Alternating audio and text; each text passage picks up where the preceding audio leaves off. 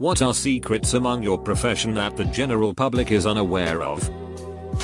I've been a waiter for a long time and the general public has no idea how many times I've seen my co-workers come in drunk as hell but still make it through a shift and have no one notice. There's also at least a 60% chance that your bartender has snorted coke in the last 8 hours. Yeah, honestly this. I work at a huge resort and I serve drinks and occasionally do food waitressing. My co-workers regularly smoke weed and drink at work. Come in trashed. Get called into work during mushroom trips. etc. My manager went to pick up one of the bartenders one day, lives like 3 miles from work, and saw another one of the bartenders run out of the woods in his underwear totally trashed. He actually didn't make the guy work that day. Bless him. But yeah. Weed. Alcohol. Coke. And sometimes psychedelics are a regular occurrence. Sometimes students are given a better grade than they should because we are too tired to really give a shit anymore. Sometimes they are given a worse grade because of this. But those teachers suck. My wife is a teacher. A couple of times a year when she is absolutely buried in work I will take a stack of essays and grade them for her. I sit down with an ink pen, 6-pack of beer, and get to work. I'm throwing out A's like Oprah giving away cars. It's a good time. Those punkers little itches better appreciate it. We are being timed at the drive-thru. Please be considerate for the other customers. I feel I'm trapped in a corner when a customer does not know what they want and forces me to remake their drink several times while there is a line in the drive-thru. Work at a Starbucks. Had a lady make me remake her drink 3 times because no. I wanted this drink. No. I want it iced. No. I wanted the blended iced. Yup. That's the place I'm taking about. Then the customer says, but they make it this way at the other Starbucks. Then go there. Airline pilot here. You know those blankets that we give you on the flight? The airline never washes them. Ever. We just shake them out and shrink wrap them for a later flight. Every once in a while we toss one that's unusable. That is an absolutely horrifying thought, but it doesn't really surprise me. Those things can't be free. I am a lawyer. Yes. We know our adversary. Yes. We will be chummy and joke around with him/her before the judge walks in. Yes. I'm still advocating for you against my adversary. Barristers, UK trial lawyers, may know each other and may even work at the same chambers, offices where groups of self-employed barristers work. But they never greet each other with a handshake in around court. So that their clients don't think there is any funny business going on. That some public defenders do a really great job and some private defense attorneys a really poor one. That what you pay for and what you get in legal representation often has no connection. Recruiter here: some companies don't want to hire old people. With you except for some. Age discrimination is rampant and begins way younger than people think. 30s is old. Even with relevant experience, WTF. Not true. 28-32 is most sought after age range. Older and they think people can't be flexible enough. Younger and they lack general experience. Combat medic. Not so much a secret, but a key to being a lazy piece of shit in a generally high stress job is to teach the boots to do your job for you. Essentially making everyone a medic in all but the most advanced stuff so they still have a reason to keep you around. I can't see that as being anything but good for everyone you're looking after though. In a situation with multiple injuries, the more hand-giving first aid until you get to them, the better. Former ballet dancer. Here. It's a total sheet job. At least in the USA. Only large, internationally renowned companies pay well enough to live off of. Everyone else gets paid like $20k a year. And some are even worse and only pay per performance. You need to either be supported by your parents, spouse, or work a side job, or 2. You only have a contract for 1 season, usually August, May or so. And there is no guarantee that there will be a spot for you in the company the next year. If you get injured or get fat, you're probably going to get fired. I work in technical support. The vast majority of the time I know the fix immediately and it's something I deal with a dozen times a day. If I say I need to put you on a quick hold whilst I research that, it means I'm googling the answer to your problem. If I say I need to put you on hold for a few minutes, it means I'm asking a coworker if they know what the answer is. If I say I need to call you back because I have to research more, it means none of us has any ducking idea what the issue is and I'll actually have to do some real work. Also, stop blurting out your passwords to me. I don't need to know what it is. Nobody does. If I need to log into your account, I'll just ask you to type it when I remote into your machine. If you can't get in, I'll reset it to something else and we'll deal with the password change later. Coast Guard, please. For the love of God. Stop doing stupid things in bad weather. I pay your salary and I'm damn well gonna use your services. People sometimes die in hotel rooms. As soon as the body is out, we clean the room and put it back out for rent. Doesn't happen often. But there's a chance your bed had a dead person in it less than 2 hours before you checked in. I work at a pizza place. The more items you get on your pizza, the fewer of each item you will get while still being charged the same price per item. Used to make pizza. Can confirm. It's not for malicious reasons though. It's because if you actually load on everything, the pizza wouldn't cook right. Especially with veggies. It would turn to soup. I am a young female in an assisted living home. Men may become wheelchair bound, unable to speak or hear, but there is always one body part that still works.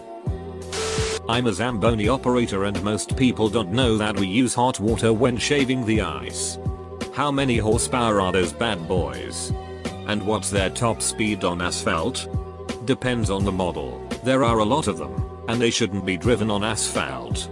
Top speed on the ice is about 8 miles per hour if you're in a hurry. Software engineer. Literally everything is hanging by a thread and it's amazing the internet hasn't fallen apart completely. Call center technical support. The surveys you're sometimes asked to fill out are kinda bullshit in that anything below 100% counts as a fail. Some are slightly more forgiving, but usually not by a whole lot. So people who give you anything less than a perfect score for petty reasons like everyone can improve or I don't like the hold music are actively hurting you and might in the long run cost you your job. Vehicle assembly. Whatever you're driving contains a lot more zip ties than you would expect. Especially if it's a lorry. I drove for Uber a dozen times and realized that I hated it. In part because the drivers aren't allowed to ask for ratings, but that company doesn't explain to riders that anything below 4.7 out of 5 overall gets the driver put on probation and fired. Former nuclear engineer. It's actually pretty slow and boring. Good job. Fast and exciting is the last thing I want to see when dealing with nuclear reactors. Nuclear powered reactors are in itself fast and exciting. All of our accidents, including the least deadly US-based accident of SL-1 reactor, all occurred based on some compilation of variants of routine evolutions, but not having the wherewithal to respond to the quickness of reactors. If you see rabbits or chickens at a zoo, they're food. Largest secret of my profession are how completely understaffed the 911 communications center is. Most of the time when you call 911, that person is also doing 3 other things at the same time. They are normally doing the job of 2 other people. And probably trying to get in a slightly warm meal also. 911 dispatchers don't care what you took to get high. Just tell us so we can help you. We do care about how you sustained that trauma injury though. Not only to help treat you but to keep the responding units safe. Most large cities are now switching to a system to evaluate the patient over the phone so we don't send an ambulance and a fire truck to every single call. So facts are important when calling. Multitasking calls must get confusing. Operator, sir. Keep giving chest compressions caller. It's not working. He's still robbing my house. Even if it's a nice vet clinic. Sometimes doggy daycare is just putting your dog in a very small kennel with a bowl of water. My friend sends her dog to place that during the day, puts them in a field to play in, and has webcams set up you can watch while you're away. We don't really check if we have any more in the bag. We just go back there so we can chill for like 5 minutes. I used to work at Walmart. And this is kinda true. Usually the only stuff we have in the back is stuff we have a ton of extras of. That is, stuff that is already well stocked on the floor. And even if there was something that was in the back but not on the floor, 99% of the time there's no way to get to it. It's blocked by other pallets. Reality TV is anything but. Ever seen House Hunters on HGTV? The couple looking for a house actually already bought and live in one of the houses that they're looking at. The other houses are usually friends' houses. Or houses that have sold but not closed or moved in yet. Absolutely. A very popular ghost hunting TV show. I can't name for contractual reasons. Does something similar. All the ghosts are generally contacted and coached via Ouija board before they are ever on screen. NASA engineer here, y'all don't know anything. I grew up in a community full of NASA engineers. My father is one. There is also a decent sized military base in my hometown that does a lot of work with missiles. Many of the kids that I went to school with growing up had trouble answering the "what do your parents do for a living?" question. With so many NASA scientists and engineers combined with the Army missile base, there were many parents who had high security clearances and couldn't discuss what they did in their profession. I work in retail. Yeah, we may seem like we are best friends with every employee, but nope, it's like an episode of Gossip Girl every time I go to work. I always think before I enter what drama will I hear today? And who do I have to be fake nice to? Edit. I sound like most do, but wow, I didn't expect this to get a lot of votes. I hope I'm not breaking this to you. But that doesn't end at retail. Literally everywhere. I work at a public library. At least where I work. We don't keep any record of what items you've checked out or look up, so that there's nothing to turn over to law enforcement. We also won't turn over any personal contact information to law enforcement without a warrant. And even then, we make them go through our red department, and they are known to make a big production out of everything. Easily wasting everyone's time. You are safe at a public library. Ask about anything without fear. I'm not sure if this is a super secret. But there seems to be this idea that libraries are secretly tracking and judging, and that's just not true. If I can help an old man find YouTube videos of black women shaving their legs, I am pretty sure I can help you find your Amish romances without judgment. Janice. Most of the time, booking through a third party isn't saving you any money and can actually duck you over if there's a problem with your room during your hotel stay. Grocery retailer. If your card is declined at my register, it's not going to undecline at the next register. I hope to God that truly isn't a secret. We offer to carry your bags to your car so you won't leave your cart in the parking lot. We eat and take home your returns. Full stop. Card declined because of faulty reader. Weirded or bank error? Sure. Good chance that the next register might work. Card declined due to insufficient funds? No amount of trying again is going to fix that. I work as a lab tech in a private environmental lab company. We mainly get samples from the government and a couple of other private companies. The instruments that we use to test for contaminants in the samples we received are ducking ancient. There's some stuff that's 20 plus years old that we are currently using to test on your drinking water and your soil. When those instruments start ducking up on us, we either Mickey Mouse the issue, or we have our old in-house mechanic of all things guy find a better, more reliable way to Mickey Mouse the problem. Also, we have Jimmy rigged fume hoods that don't really work as well. Literally the lab is just falling apart just like the instruments. Also, our software and hardware is old AF. Like we're talking about Windows 98. We're still using floppy disks to handle all your results of your samples. Old. We even have the fat desktop computer monitors as well. High school teacher. Sometimes. On really tiring and long days during lecture, we sometimes lose our place or forget the right words. But we know there's a smart kid out there who does know. Instead of embarrassingly scrambling for notes, high schoolers smell fear and will pounce on you if you show it. We'll say some bullshit like, "And so when we take this factor we what? Anybody know?" Yes. Megan. What's the answer? It may look like we're prodding students to pay attention and reinforce learning, which is a tactic often used. But a good portion may be that we just had a brain fart or downright forgot to need help without losing attention. P.S. Before anyone jumps on it, yes. Teachers are human and we act so with our students.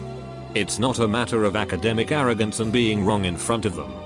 That happens and it's okay. This is an example of days where patience is thin and student comment is not needed. I Google tons of things. I can't possibly remember how to do every feature of every application. Word, Excel, Visio, Win 7, 8, 10, our EMR, 25 other online applications, Firefox, Chrome, IE, Outlook, our etc. I do it support. A lot of restaurants I've worked at in the past have different cup straw combinations to represent different drinks. That is, clear cup red straw is Coke, but red cup red straw is cherry Coke. They also do this for appetizers or anything that looks similar, like using different wax paper or different colored toothpicks. That way it looks like the waiters always remember what you ordered and food won't get mixed up. When you ask me to make your clip art look less blocky, I don't do anything with what you gave me. I just use my superior googling skills to find a better version. Edit, granted. Most people on Reddit are the type of people who would probably realize that on their own. In a restaurant, whenever you ask your server to double check with the chef, even after we've told you that something can't be exchanged, swap changed as it's the middle of the service and we're full, we might go into the kitchen, but most don't ask the chef. A lot of the time, the answer's a flat no followed by a lot of swearing from the chef due to stress. Still in grad school becoming an ecologist conservationist, but have worked in a wildlife rehab center. We are all major animal lovers, but our job sometimes consists of killing animals. Sometimes a lot of them. That waiver you are signing practicing any leisure is useless. The company is responsible for your safety. However, there is a clause called risks inherent to the practice of activities, which means you cannot sue for a fracture playing hockey, but can definitely sue in case of equipment or human failure. Cocktails are super easy to make. No experience at all is necessary if you just want to make them at home for guests. Most of them are just the ingredients thrown into a shaker and shaken over ice. And the shaker can be 2 cups jammed together. The ice forces the ingredients together. Plus, most cocktails you'll end up drinking are the same few alcohols, paired with a non-alcoholic ingredient and usually a slightly more uncommon alcohol. Note the slightly. What you're really paying for when you buy a cocktail is an attractive person, or sometimes non-attractive. Hi, to make it for you. Present and garnish it so it's Instagrammable, and usually to not have to buy an entire bottle of a more obscure liquor. Plus to do it really fast. I blame bloggers for this. They keep trying to spruce up recipes and make them more complicated than they need to be. It kinda blows my mind when friends want to have a cocktail night or something but don't want to spend money going to bars for the price that they'd all spend on the cocktails. They could buy enough bottles of grog to make dozens of them. My parents used to be serial offenders of this. They'd go out to try the cocktails, but not realize that their alcohol cabinet had all the stuff they needed to make a super decent one of whatever they wanted. When you call the IT support hotline, 50% of the time we're just googling the issue that you're experiencing. I'm a line cook at a very nice restaurant. We are all drug doing. Covered. Alcoholics. Well, not all but most. I've met so many people who are shocked when I tell them where I work based on my looks. I deliver pizza, and once I took a piss in the bush outside the apartments at night before taking the pizza to the door. Don't trust the delivery boy. Right. Next time I get some pizza from under a bush out the front of an apartment block, I'm going to wash it first. I work at a health food store. Half the time I do not know what the hell kind of herb you are talking about or if it is gonna cure your crazy ass ailment. I don't want to show you where the homeopathic medicine is because I think it's bullet. Bottom line is eat better. Exercise and see a doctor if you are really sick. There are some basic remedies and fun things to play witch doctor with, but go to the hospital if you feel like you're dying. And most of the time I'll tell you what's bullshit unless you're rude or ridiculously stubborn. Probably too late. But I work for a political party at the state level. If you have ever donated any amount of money to a political candidate or organization, the party knows and records everything about you that they can get their grubby little hands on. There are full-time employees and interns that spend hours and hours every day doing extensive donor research. Teachers never grade all the work. Counselor. We aren't rent-a-friends. Dude. As a psychotherapist, we totally are. It's just one-sided and with a little more education. Third-party booking sites for hotels save you no money. Might even cost more. They're all generally owned by Expedia too. Even though they are different names. I used to work in collections. If you're late for a bill, don't worry until the letters stop coming from the company you owe money to. Also, tell them first and always be nice. There's always a way around it. We don't want to send things further unless you're a total brick who calls up and yells at us because they can't pay their bill. Behind every biomedical advance is a mountain of small, furry animal carcasses. When I worked in retail, customers always seemed to be under the impression that no matter your role within a retail business, whether it be on the checkouts or stock control, a lot of people tend to believe that if you work in a supermarket, you should know every single bit of information when it comes to nutritional value about every single item. Used to do my head in. Security officer here. If I think you're stealing shit, all you have to do is run and you're in the clear, since we're not allowed to detain or chase people depending on the location. All I can do is write down details of your appearance and then hand the details over to police and let them hunt you down. I honestly hope I never have to deal with someone who tries to steal and then when they get caught try to play the victim. I work at the local fast food hamburger place, and whenever we run out of hamburgers we just run over to the McDonald's and just start serving everybody McDonald's. We put a new wrapper on it and nobody can tell the difference.